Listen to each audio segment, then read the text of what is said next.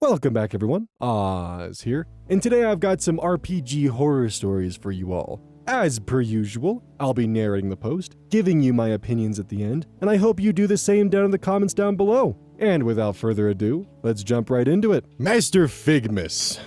Friend asked me to DM so he can flirt, then tries to cancel a game when he gets rejected. This happened almost 10 years ago, but I was thinking about it today. D&D 5e had just come out, and I had also just started playing when a friend of mine asked me if I could run a game for him and a few of his friends. I'd known him for a year or so, but had never met the other players. It was my first time DMing. So I went out and I bought a DM screen and ordered a player's handbook. The plan was a weekly game. We play at my friend's house where I met the players and everyone made characters. It was 4 guys and 1 girl. The players: Warlock, friend and problem.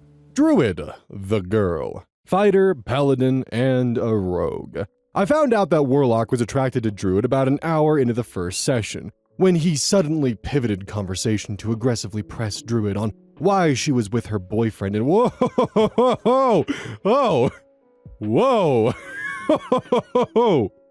she was with her boyfriend in real life. She was taken aback. I did my best to steer this table of strangers back to the game from an awkward silence. Afterward, Druid talked to Warlock about why this was inappropriate. The next session, they walked around town and found quests. All throughout, Warlock flirted with her character and announced that his character found her sexy whenever he could. Druid was a halfling and Warlock was a half-elf, so I said it would be weird. He made a joke about her not needing to go on her knees, so I moved on. For context, for those of you who don't play D&D or are familiar with the races, a halfling is on average 3 feet tall.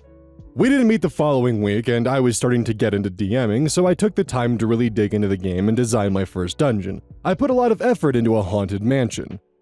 Then, the day before the 3rd session, Warlock texts me that he's decided to cancel the game. He felt the players were flaky, and that he couldn't play with such an unreliable group of people. I told him I wanted to at least run the next session because I had worked really hard on it, but he refused to play and said I couldn't do it without him because it was his game at his house. So, I did it without him. We met somewhere else, and one of Druid's friends joined in Warlock's place. They liked my dungeon and had fun, so I decided I'd continue to run the game. It went on for 3 years, and I still play with 2 of the same players today, 10 years later. As for Warlock, I found out later that he had asked Druid out and had been shot down, prompting him to try canceling the game. Our friendship more or less ended there. I saw him occasionally for a few more months, but he got super weird and possessive. The rest is not really related to RPGs. So here's my 2 cents and something that's kind of vaguely related. When it comes to players flirting with each other at the table, everyone at the table needs to consent to that. Because the thing is even if the 2 players are into it and flirting with each other, you're kind of turning the rest of the party into an awkward 3rd, 4th, 5th, and possibly even 6th wheel, and that's not fun for anyone. Like, cutesy flirting is fine, but like, when you start getting into the realm of making jokes about they don't need to get on their knees, that's when lines begin to get a little blurry and, when that rule comes into play. I also think they handled this situation perfectly. He tried to cancel the session, and they just met somewhere else. That was the perfect way to handle that. And I'm happy the campaign went on for 3 years. That's really cool. That's kind of the dream as a DM, is getting a campaign that goes on for that long. The longest game that I ever DM'd was unfortunately only for 8 months, with a every 2 weeks meeting session. I actually really miss D&D. I haven't run a session in a long time. T-Punk00. The problem player is being a problem player for an unusual reason. Edited for clarity. Background: a campaign with a first-time GM. Most of us are novices. The problem player is the one most experienced. He has GM'd for the current GM in the past, but none of the other players have played with him. The story: the problem player was annoyed from the very beginning. Classic problem player repertoire. Interrupting others, off topic, not paying attention, paying too much attention as in commenting and talking over others when his character is absent, assuming his plans are the only right ones, hoarding equipment, joking in an obnoxious way. I mean, Ligma in 2024 when the GM is describing a scene. Really? Being aggressive towards NPCs, etc. Just imagine any typical issue and he probably did it. Now, I've tried asking others whether they have an issue with him, but all I got was a general, "I'm inexperienced, so I don't want to rock the boat," or I do agree, but I don't want to speak up because I don't feel like I have the authority to do that. Alright, maybe this group is just not for me. I messaged the GM that I'd like to leave and explained my reasons. They agreed that his behavior is too much and asked whether I'd like to stay if they talk to the problem player because he's not usually like that. I agreed. A day later, the GM messaged our group chat to notify them if something's bothering us, and that they'll be introducing the X card. So from my understanding from my limited play with an X card, it's basically a D&D safe word. The way that I'm familiar with it is each player has an X card and they hold it up if they're uncomfortable with a scene, but the way that it's oftentimes used is there's a card in the middle of the table, and if you're uncomfortable, you tap the card and then a discussion is had of what's going on with it and why the scene's uncomfortable. Normally this is implemented if something's happening where the game is becoming more important than the comfortability of the players. That's my understanding of it. The only time it was ever used was when I was a player during a Call of Cthulhu campaign. I have never personally implemented it. Anyways, they'll be introducing the X card. Great. Then the problem player piped up that the X card is a fine tool, but it's easier to be assertive instead of passive aggressiveness. I've tried to multiple times, but he was constantly speaking over everybody and didn't even hear what I was saying. I've explained in the group chat that I intended to leave due to clashing playstyles and asked whether he meant that me complaining to the GM is what he considers being passive aggressive. He replied that he actually doesn't even know what my issue was because when the GM talked to him, it was too fluid, without any particular issues. So I gave him a long answer with multiple points. While he agreed that he has an issue with interrupting other players, he mentioned that he doesn't feel bad or even responsible for his aggressive roleplay. He then explained that he's been GMing for our current GM for a few years now, and that they're extremely hostile towards his NPCs. Also that they've been infantilizing his Star Wars campaigns. Therefore, it's his right to do the same to them. The GM explained that yes, while that would be the case if they were playing a one-on-one, there are other people he has to consider. He answered that he'd feel a cognitive dissonance behaving in any other way because he's so used to this playstyle when our current GM is around, and while he might be bothered to work on other issues, his character will be as hostile as he was. I mentioned that it's a serious clash of interest for me because I'm there to have fun and not to clean messes made by another player. He then decided that he's had enough and left. To sum it up, yes, he used the campaign as a revenge ploy against the current GM to teach them a lesson of how it feels dealing with a hostile PC, without any regard for the other players. Honestly, good for you for standing up for yourself. I don't even think I would have handled it this well. A note that I will definitely make to people who are new to D&D, never ever be afraid of rocking the boat. Asking questions is preferred than going along with things, or voicing your concerns, or voicing your uncomfortability with things. That is always preferred because the last thing that an experienced DM wants, especially if they want you to continue playing the game, is for you to be uncomfortable and dislike the game because they think you're having a good time, but you're actually uncomfortable with something. Don't be afraid to rock the boat. It's better to ask questions or voice your concerns and subject yourself to multiple sessions of being miserable. Action a go-go, baby. Had a stereotypical neckbeard DM and stupid players punish me for playing Raptor Jesus in the session I wasn't even there for. We were supposed to be playing a Oriental-themed campaign, yes, that's the word he used, and asked everyone to make characters that would fit the style.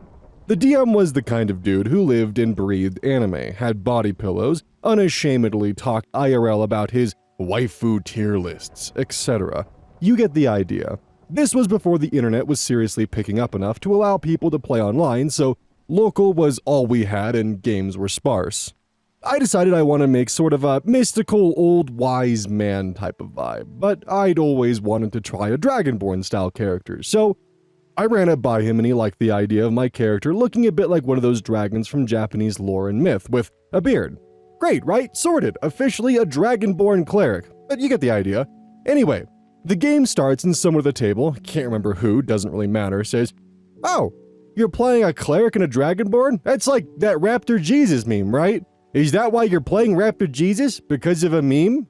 I stare at him blankly, as, to be honest, that was a super weird leap for anyone to make, but eventually said, no, that wasn't the inspiration at all. However, I noticed the DM giving me a weird look, but paid no mind to it. The whole table started joking about my character, Raptor Jesus. was definitely that meme, and how funny that was that the DM let it slide in a serious campaign. So, I'm away for the second session because of family issues, come back to session 3 and get told, even before I set my bag down or say hello, roll a new character. Oh no. I'm confused, obviously, so I ask what the DM is talking about. He goes on to explain that I tricked him into allowing a meme character at the table, and that he expected better of me, and how it was only appropriate that my character got crushed to death by an avalanche. That the rest of them miraculously survived. I asked again what the hell he was talking about, but just said, roll a new character or leave, and no memes this time. Don't fuck with my setting. I left. Honestly, the worst part is that Dragonborns don't even look like raptors. They're honestly more of just giant lizards, like quite literally. They don't have any like raptor specifications or, well, characteristics to them. They're dragons that are bipedal. But first things first, killing a character off when they're not around to actually be there for the character is a dick move. I've never been a fan of letting someone else's player be played by another player in the game, or even as the DM controlling someone's player when they're gone from the session. Normally, the way that I'll handle that is, oh, this player got lost in the market if it's like a role-playing session and no heavy combat. If they're in a dungeon and that person can't arrive for the next session to continue that dungeon crawl, well, then they got lost in the dungeon or fell into some kind of trap, and they were separated from the group. Now, normally this is rectified by them doing a quick little 30-minute private session where they get out and they get caught up on level, XP, and other, items and loot, or they just simply take the loss, they're behind from the party, and everything just continues as normal, and they meet up at the end the trap just happened to spit them out of the cave or something like that. Just something simple so that way there's nothing that turns into the chance that someone plays someone else's character and that character dies and that person wasn't there to see their character's death. Now, if you're a DM and you do prefer to have someone else play someone else's character, not my cup of tea, but I understand the implications for just having the story continue on as normal, the best way for you to handle it if that character dies is to have it be a critical injury. Do not have them roll a new character sheet for a death that happened when they weren't there. That is probably one of the best recommendations I can give in that instance. Now on to the DM in the story. What he did was definitely a shitty move. No doubt about it. I also think he was definitely probably egged on by the other members in the party by them being like, oh, I can't believe you let this meme go through, man. Oh, he totally clowned on you. Or something along those lines, which then led to the DM wanting to show his authority and stand his ground by killing off the meme character. So honestly, just everyone in this story besides the player character is kind of a dick because he did assert, no, it's not the meme, I'm just playing a cleric dragonborn. No, dude, you're totally playing the meme. If you're ever in a circumstance where you feel like a player might be playing a meme character, just honestly ask them and just have a conversation hey, are you playing a meme character? And if they say no, take their word for it. Seriously, just give them that little bit of trust. If they break that trust down the line, have a further conversation about it. Don't kill their character off, goddamn. Chaos Angel 07. Matt Mercer hater is kicked out of the game shop. For those of you who aren't aware, Matt Mercer is a very, very popular online streamer DM who runs a very, very popular show called Critical Role. After being involved in the TTRPG scene for a while now, I finally have a story that I can post here. Also, sorry if the tag is wrong. Anyways, let's get to it.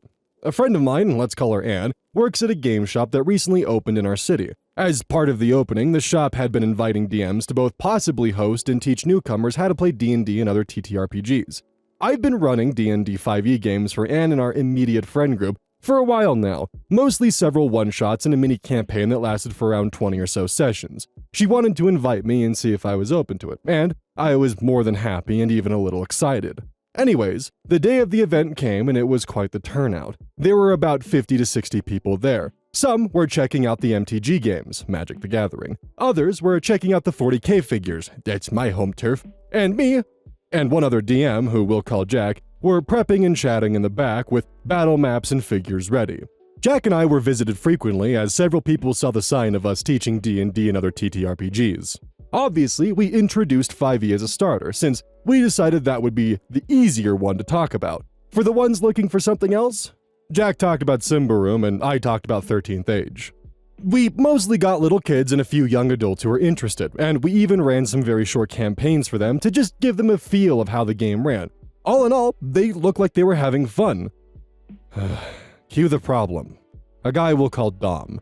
During a lull in activities, I was chatting with someone who had been watching Critical Role. She'd never played D&D before, but was super interested in it, and was just gushing about Critical Role. There wasn't much to do, so the two of us just talked about Vox Machina and the Mighty Nine.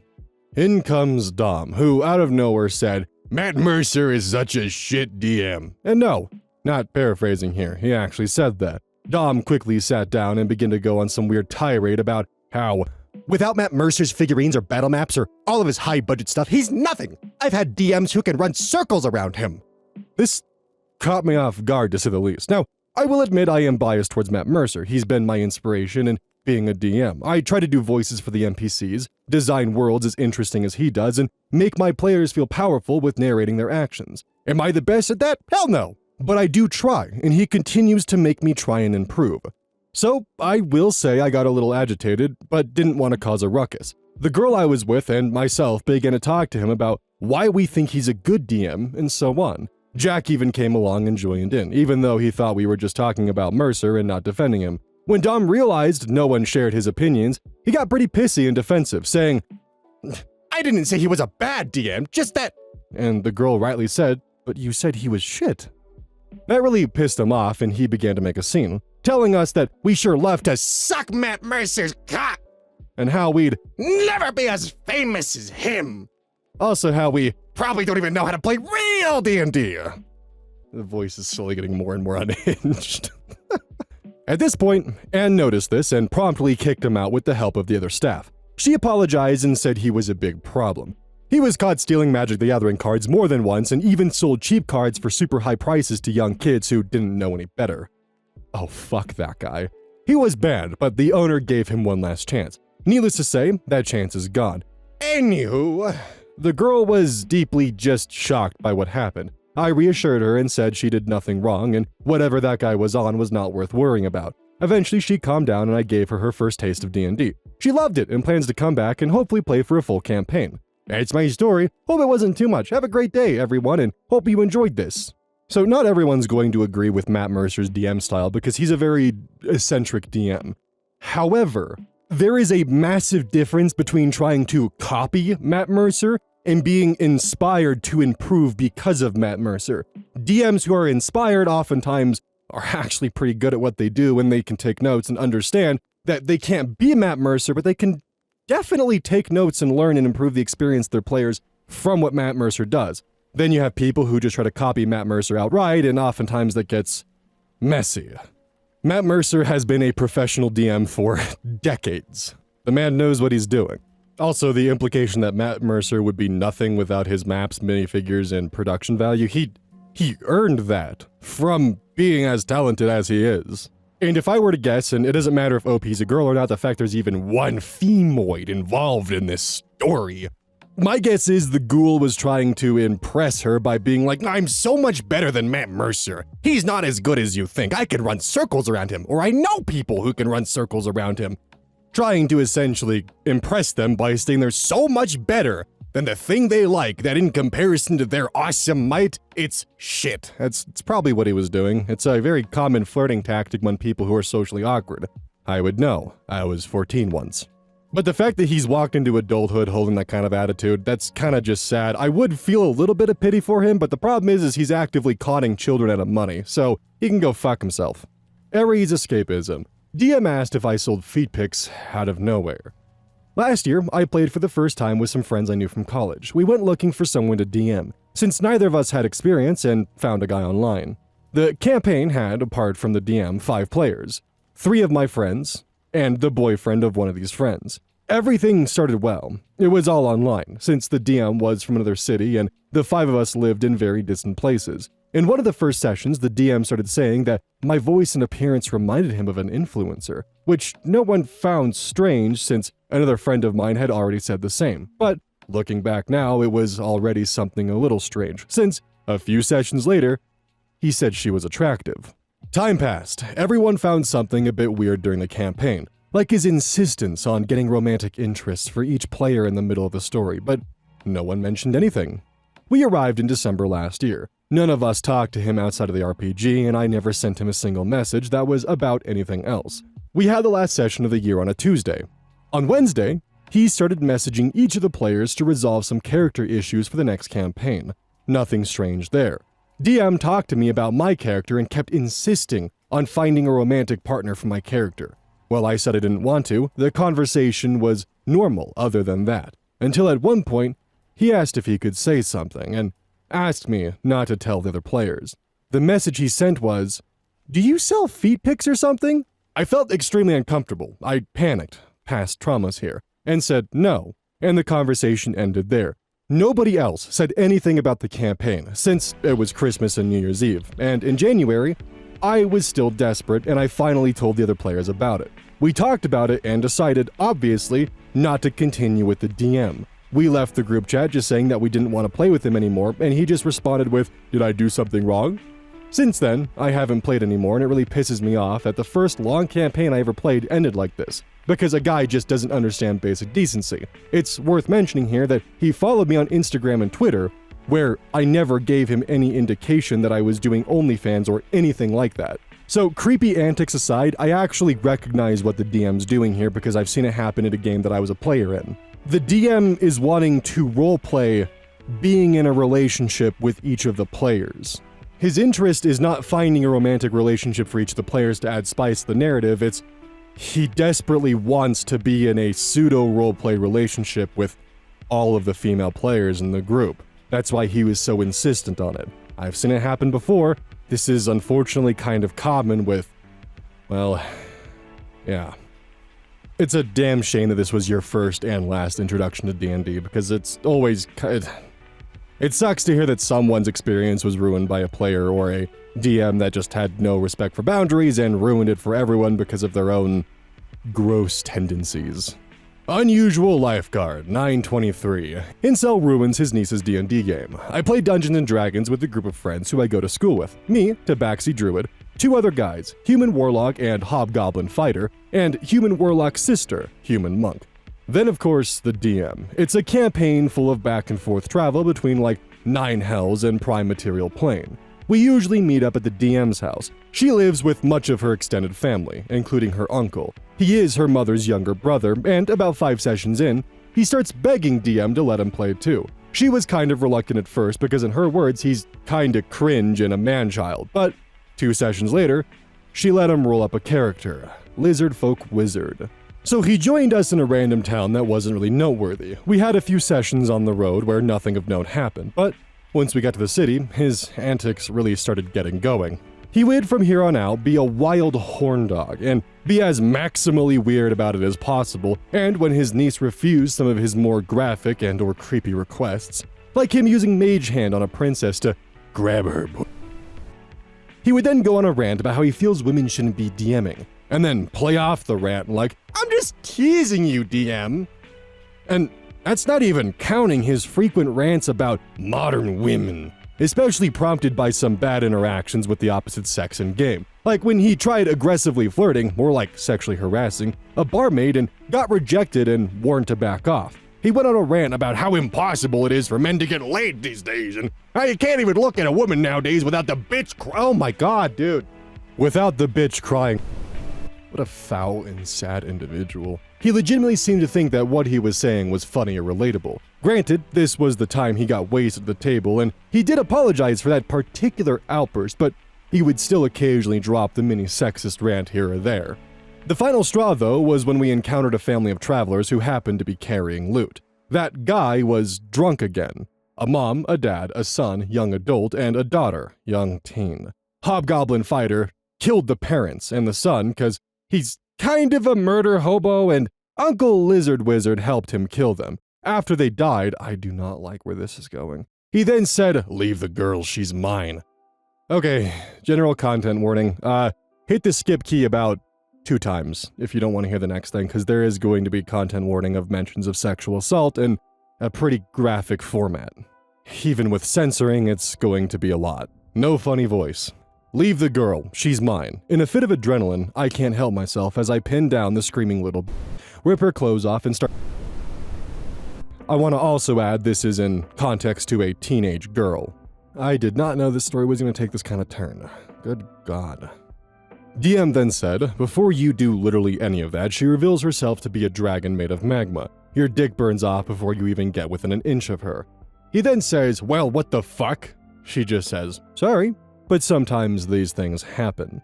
And then he said, they happen when the DM ruins the fun just to be a politically correct point. She then said, well, if you hate my DMing style so much, then go. He then stormed off to his room and threw a big fat temper tantrum that we could hear for hours. She was just glad her parents weren't home so she could avoid the family drama. Afterwards, he begged to be let in again and again over the course of the week, and unfortunately, DM agreed on the condition that he is to abstain from alcohol the entire day before playing a D&D game. One more fuck up and he's out. I told her I think letting him back was a bad idea and I genuinely feel he's ruining the game, but she's going to give him one more chance. So, we just told her we'll be there to support her if he acts like a jackass again, in or out of game. Too long didn't read, DM lets her uncle play D&D with us, only for him to act like a total drunk incel the entire game and throw a temper tantrum when he gets kicked. She decided to give him another chance. I feel like the chance was probably forced on her by her extended family, if I'm gonna be honest, just by the vibes of it. There is no commentary that I can give about this directly, beyond the simple statement of I don't think the niece should ever be alone in the house with this fucking monster of a human being. Like, I want to emphasize that this man wants to engage in erotic, non-consensual roleplay with his niece. That is gross, dude. In front of strangers, too. I'm mortified the mother is downplaying her brother's behavior in this scenario and just kind of chalking it off as the daughter's being dramatic and doesn't quite realize that this is actually what's going on. Honestly, the mother should at least listen with an earshot when her brother goes on these antics, because this is vile. Don't forget, this is brought to you by GamerSupps. Use code ODDS at checkout. It's basically a caffeine powder that you put in your water, and I actually really like it. I use this on a daily basis. Don't forget that every purchase you make using code ODDS directly supports the channel. And if you want a personal recommendation from me, I would either recommend the Soda Pressing Pear or Dragon Fruit Punch. Those two are currently my favorite flavors. And as a note, once we sell a certain amount of stuff, I get my own flavor and my own cup. And you all know I'm gonna choose some degenerate shit that's gonna make their PR team squirm. My goal is to make them regret partnering with me. So please, use code ODDS at checkout to make my dream come true of making a PR team squirm.